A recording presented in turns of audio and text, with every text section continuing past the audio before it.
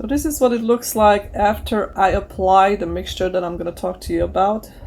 Poison ivy, poison oak, you have a rash that is oozing and itching and red, and you want to get rid of it, right? So first thing you should do when you do see the rash initially is take a washcloth, put on some baking soda and some dishwashing soap. You need something that cuts grease because the invisible sap of the poison ivy and poison oak is sitting on your skin and you don't see it, and that alone will spread the infection to areas that you don't even itch or you don't see the rash may have sap. So get it off, and I would recommend you do that every day. Even the first day you think you've got it all off, just repeat it every day. The next thing you're gonna do is you're gonna take a teaspoon of turmeric, a teaspoon of baking soda, mix it up with a little bit of water, just enough so you see how I spread this, and now it's really drying up, but it allows you to nicely, smoothly spread it all over. It's gonna have a soothing effect. It's good for your itchiness. And once the 15 minutes is up, just like mine is up now, it gets dry and crusty, and then you wash it up with water, running water, and then I'm gonna take a paper towel and some vinegar. You can use apple cider vinegar if you feel better that way, and wipe it off nicely, let it dry. The vinegar also will help the drying out of these oozy wounds. If you have it really bad, you may want to also apply an antibiotic ointment. I'm gonna apply some gauze pads on this and wrap it up with an ace bandage. You can see that last night I had this wrapped up with ace bandage. This is the second day I'm using this method and hoping that it's gonna go away, because I've been battling this for a week now. And I'm trying to get rid of it because I think it's just getting worse. So hopefully this will help. And if it helps me, maybe it's gonna help you. So I'm gonna come back to you the next day and we'll continue. I finished my treatment for today with the turmeric and baking soda. Now I am applying sterile gauze onto my foot where it actually oozes. That's what it looks like. And anyway, you just need something to hold it on. Ace bandage, or I have this little net that I had left over from another procedure. So that holds it up. Just wrap it up with something,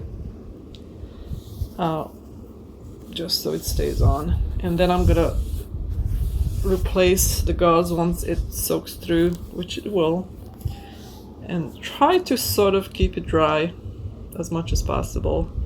Hopefully by tomorrow I will be able to take this off and it doesn't run down my foot dry enough where I can just leave it air dry. So this is what it looks like on the third day of my treatment. It's been 3 days since I started my turmeric treatment. But now it has definitely have less oozing. Today it's really minimal as far as the oozing, and last night hardly did. And I'm gonna apply the turmeric treatment again. So one thing I found yesterday, I did not apply any vinegar afterwards because it was already opening up a little bit, some parts, and I did not want to irritate it more. Plus it would have hurt, I think.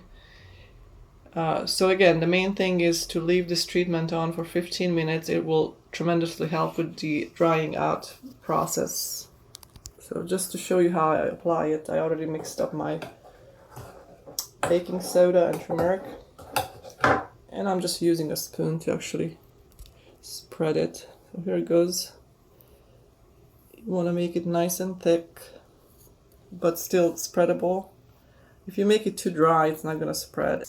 The first week when I did not treat it with this, it was just getting worse and worse. And now it's actually healing. So they say, especially with poison oak, it might take up to 3 weeks to heal. I think I can make this heal less than 2 weeks. And again, if I started this earlier, this treatment, I could have probably healed it in 1 week. Hopefully this will help you. This is how it looks like on the 5th day of the treatment. I actually am not doing any treatment today because it's nicely dried up already. I don't really have an itchiness, and I left it pretty much open last night. Nothing was oozing. And at this point, I'm just waiting for the scabs to heal. It's all scabbed over. I think the turmeric really helped making the healing process quicker. As I said, this is day number 5, so I treated this for 4 days. And it seemed to have worked. I'm just gonna leave it open like this, air dry. As this is healing, I'm gonna make sure that if I go outside, even if it's not very sunny, I'm gonna protect this with sunblock. The healing skin tend to tan quicker than the rest of the skin. Again, I think having 4 days of treatment with this really helped. Day 6 after treatment.